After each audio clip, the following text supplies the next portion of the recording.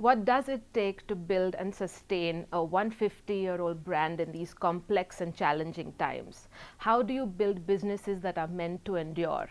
I'm Delshad Irani, and today I'm in conversation with David Kohler, Chair and Chief Executive Officer of Kohler Company, which is one of America's oldest and largest privately held firms. And we're going to ask David about how he thinks about sustainably growing Kohler further.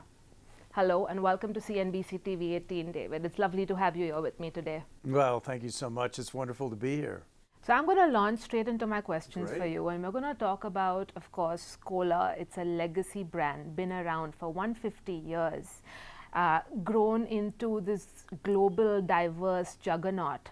So I'm going to sort of zoom out a little bit right now and just ask you, what does it take, in your view, to build enduring brands? Oh, it takes a lot of hard work, and we've been fortunate enough over 150 years to be blessed with generations of great associates with passion and drive and tenacity to stick to it and build this company. So it starts there, and then it also takes a discipline, a work ethic, and a commitment to a set of values that you stick to over a long period of time, to be a disciplined investor that doesn't, err from a course, and believing in our mission of gracious living, and then sticking to a set of guiding principles that really guide everything we do, which the first one is living on the leading edge of design and technology. And that one's probably most important because it's about innovation.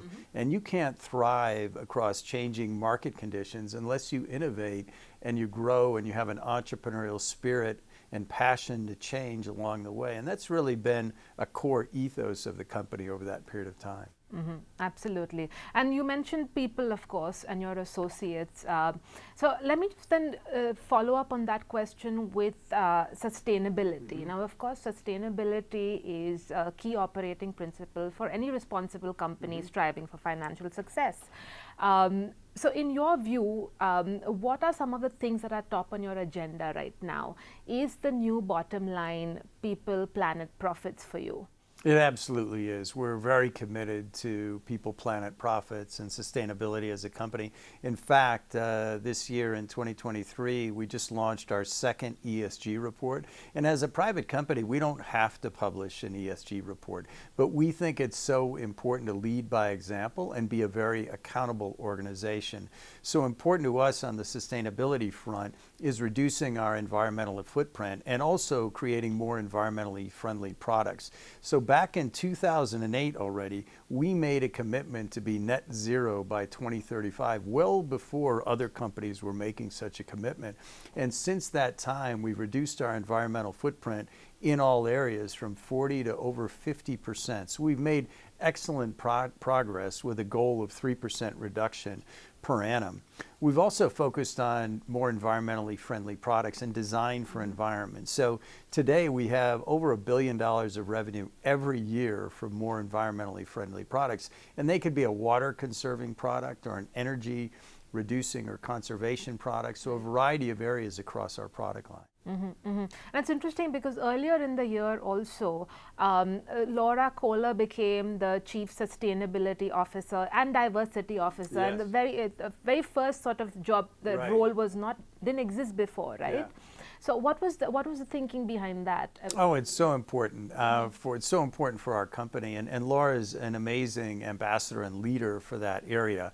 And we thought it would be most important to really take a person, a senior executive, let alone my sister and a principal shareholder, to really lead this and drive it. And what we found most interesting about it is that it's really not just about internal progress that we're driving as a company, but so many of our customers, large customers around the world, are so interested in our path to sustainability and what they can do as an organization to be more sustainable, and how we can work with them on products and technologies on the leading edge to be more sustainable in the work of the projects that they're building. So she's really been drawn out of the company into the markets and with our customers all over the world, really talking about sustainability. And that's what's most exciting, is that we're creating a multiplier effect on our work in sustainability across our customer base.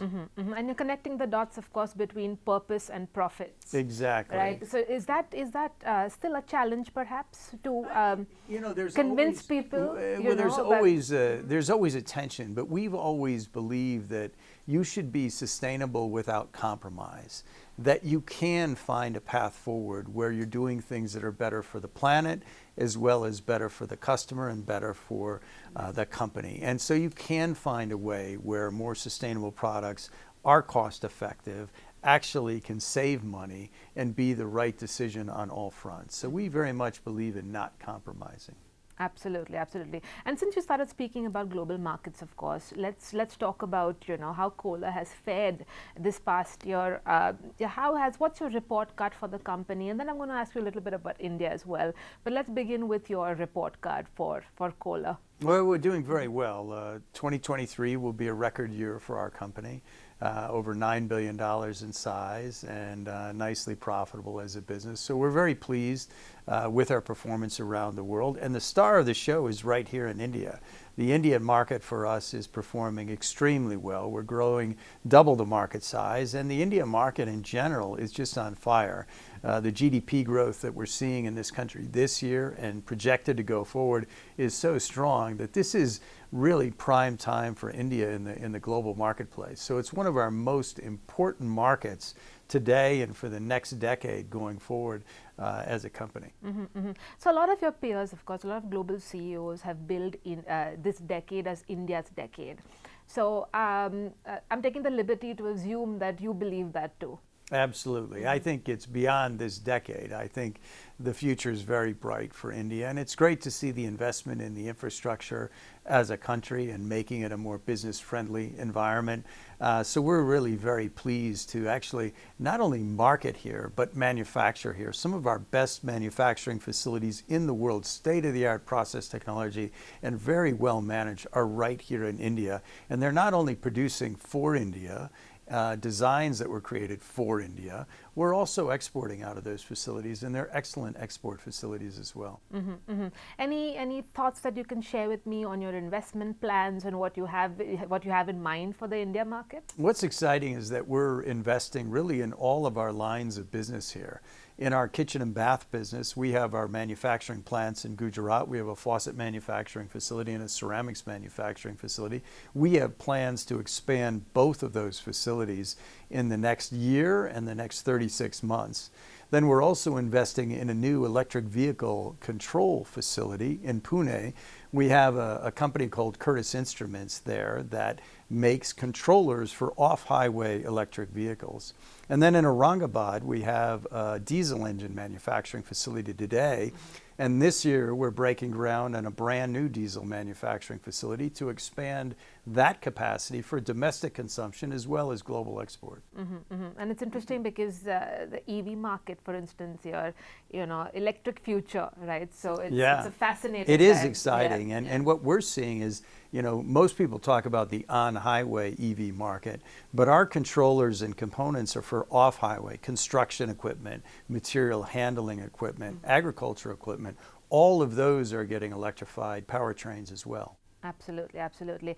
Let me just get your views on some of the consumer insights that you gather that are informing your strategies on the living spaces front. Tell me what you are seeing. What are the key trends that are sort of feeding back into everything from your marketing to your product innovations, your services? What's happening? Well, we love the Indian consumer because they have a design sensibility, a fashion sensibility, and they're courageous. For instance, color. Our color mix here in India is one of the strongest anywhere in the world, and we've designed specific colors like peacock that are appropriate for the Indian market. Our finish mix on faucets is incredible here in India. There's just an appetite for beautiful variety of finishes. So we love the aesthetic variety that is needed here in India, and we've been a trend leader in that space. We also see a great appetite for digital products or leading edge smart products. So intelligent toilets or smart showers. All of this has been important in a fast-growing segment here in India for us at the high end of the market. Consumers here also care about sustainability. So we have seen great interest in our work on sustainability and people looking for more sustainable products, water conserving products, for instance. So that's been an important trend in the market. So all of these things together have made us very busy. One of the things that we do here in India, we have a design studio here in India, and we're designing products for the Indian market right here in India. And that's been a critical factor to our success. Absolutely. Let me just ask you to sort of dig into perhaps sort of the luxury segment. Do you see India sort of stand out or different in any way from some of the global trends that you're seeing? Of course, consumption is growing here. It's a young population. It's a growing population. More spending power as we sort of progress as a nation. So, are you seeing sort of India perhaps stand out a little bit more in comparison to perhaps some of your global markets? 100%. We think there's a strong appetite today at the premium and luxury end of the market, and that's only going to continue with the demographic trends that we see here. So there's a great appetite. I think if you're in that space, in the premium luxury space, whether it's consumer products or whether it's the travel industry over the next decade, it's going to be an incredible time here in India. Absolutely. And slightly sort of, I'm going to sort of go on to another question here. I know that you play golf, and of course Kohler has a lot of interest in golf, and golf is sort of catching up a little bit here. Any plans there? Anything to do with golf? Anything you're planning in global markets like India? Oh, we would love to put a golf course in India one day. We have 4 championship golf courses at our destination, Kohler, in Kohler, Wisconsin, where our headquarters is. And then we also own the Old Course Hotel in St. Andrews, Scotland, the birthplace of golf, and a golf course there. Right. And so when we come to India, we know there's a great passion. It's not a big market for golf yet, but those who golf are very passionate about it. So we think there would be opportunity over time. So maybe one day you'll see a resort destination from us centered around championship golf. That would be an exciting opportunity. But we haven't found the right land opportunity or place to do it just yet. Absolutely, absolutely. So I would love to perhaps sort of talk a little bit about your journey as well. So you have, of course, you served in roles in marketing and sales. Tell me, how have those experiences for you given you perhaps a sort of a deeper appreciation for the role of marketing in being a growth engine for brands and businesses? You know, Kohler's been an incredible company to work for as a marketer. So that's what I concentrated in business school. And to come into a company that really cares about marketing, is driven by innovation and product strategy, a company that believes in building strong distribution, a company that believes in building a strong brand with excellent brand equity.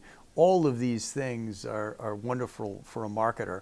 And then a company that believes in being bold and having the courage and imagination to do exciting things on the brand building front, whether it's a Kohler Experience Center in Bangalore or around India, or whether it's bold advertising and marketing.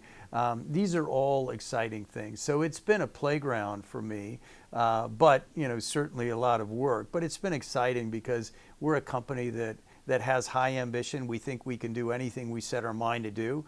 So we've been able to do a lot of fun and creative things over the years in building this brand around the world. Can you perhaps maybe give me, say, your top 2 or 3 examples of ad campaigns or marketing campaigns over the years that have really sort of ticked all the boxes for you and something that stands out for you? Well, I think we've always been known for the most creative advertising campaigns in our industry. And I think if people step back and look at which company was instrumental in taking what was historically a commodity business and turning it into a fashion business, a design-led business, a lifestyle business, it's our company. And we did that with leading edge products and technology first and foremost, because you have to back up the advertising with that. Right. But then since the 20s, we were doing creative advertising about a lifestyle that people could achieve in a very aspirational way. But our ads were always artistic and creative and had stopping power. So you would open a magazine and you would stop and want to absorb yourself in that ad or watching TV when a Kohler ad came by. And that still is true today. We set a very high standard for the level of creativity that we want to see in all of our forms of advertising. Also, we do other creative things. The Kohler Experience Centers are a great example. India is the only country in the world. We have 3 Kohler Experience Centers, and we will build more. And these are incredible immersive experiences where you can see the wide array of all the products that we manufacture as a company. Right. And so it really is like a candy store for the senses, because people really don't understand what is all possible in their kitchen and bathroom. So it's wonderful to bring it all together, and then also have the technical side of being able to explain how the products work and how they're different. So those have been an important part of our strategy, as well as building Kohler stores or showrooms. So just this year in India, we're adding 160 showrooms. So our network of showrooms, almost 1,000 across India, is vast. And that's true in the major markets we serve around the world. So bringing the brand to life in those types of venues is very important. Absolutely. And then we do events like in India, we'll do Bold Design Awards and other awards which really celebrate the trade. They celebrate architects and designers, and that's very important. And open up the imagination. Exactly. Again, I'm going to ask you something a little bit personal. As sort of the leader of this legacy company, 150 years old, celebrating 150 years this year, so many people around the world that perhaps, have maybe generations that have worked with Kohler.